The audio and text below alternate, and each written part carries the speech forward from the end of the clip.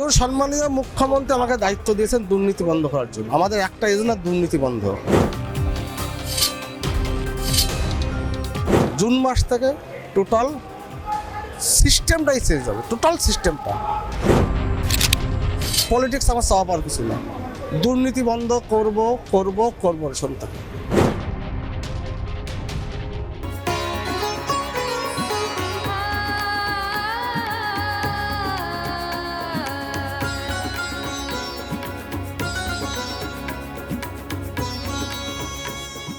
রাজ্যের খাদ্যমন্ত্রী অশোক কীর্তনিয়া দাদা প্রথম এরকম গুরুত্বপূর্ণ দপ্তর এবং যেখানে একের পর এক দুর্নীতির অভিযোগ বিগত সরকারের বিরুদ্ধে আপনাকে দায়িত্ব দেওয়া আছে, কিভাবে পদক্ষেপ নেবেন?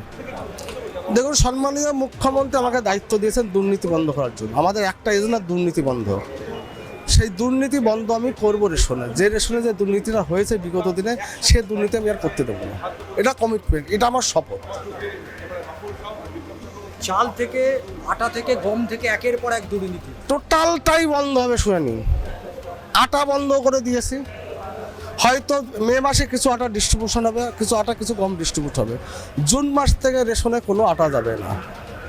চালের যে গ্রেড আছে, যে লো ক্যাটাগরি গ্রেড দেওয়া হতো, জুন মাস থেকে টোটাল সিস্টেমটাই চেঞ্জ হবে, টোটাল সিস্টেমটা। যে কাটমানি পয়সা যেত, কাউকে কোনো কাটমানি দেওয়া লাগবে না। যদি কেউ কাটমানি চায়, কোনো অফিসার, কোনো আমলা, কোনো রাজনৈতিক নেতা, রেসপন্সিবিলিটি অশোক কীর্তন আমি বলে দিয়ে গেলাম। এত বড় দায়িত্ব, এত বড় দায়িত্ব আমি চ্যালেঞ্জ দিয়ে গেলাম। পলিটিক্স আমার চাওয়া পাওয়ার কিছু না। দুর্নীতি বন্ধ করব করব করব সন্তান। আপনারা মিলিয়ে নেবেন, আমি বলে যাচ্ছি আজকে ডেট এবং টাইম দিয়ে লিখে রাখবেন। আপনি কিছুক্ষণ আগেই বলছিলেন আটা একেবারেই বন্ধ। আটটা টোটাল বন্ধ করে দিয়েছি। কিছু যে গমটুকুন ক্রাশিং হয়েছে 11 তারিখ পর্যন্ত, সেই গমটুকুন, সেই আটাটুকুনই মার্কেটে যাবে। 12 তারিখ থেকে কোনো গম ক্রাশিং হবে না, আমি মেনে নেব না। ফ্রেশ গম, এফসিআই যে গম পাঠায়, কেন্দ্রীয় সরকার এফসিআই যে গম পাঠাবে, সেই গমই আমজনতার কাছে যাবে। আমরা কথা বলছিলাম রাজ্যের খাদ্যমন্ত্রী অশোক কীর্তনিয়ার সাথে। তিনি কড়া হাতে দমন করবেন, এটা স্পষ্ট জানিয়ে দিলেন। এখন দেখার বিষয় তার এই চ্যালেঞ্জ আগামী দিনে কতটা সাকসেস রয়েছে। চিত্র সাংবাদিক জয়ন্ত চক্রবর্তী থেকে ষষ্ঠী চট্টোপাধ্যায়।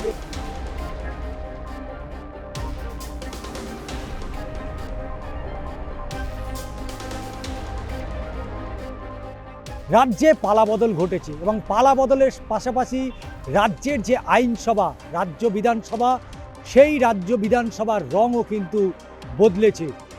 দীর্ঘ সময় ধরে আমরা দেখেছি গত 15 বছরে রাজ্য বিধানসভার গেটে, অর্থাৎ পুলিশ যেখানে দায়িত্বে থাকেন, সেই নিরাপত্তা রক্ষীদের যে টেন্ট করা হতো, সেই টেন্ট এতদিন আমরা দেখেছি নীল সাদা।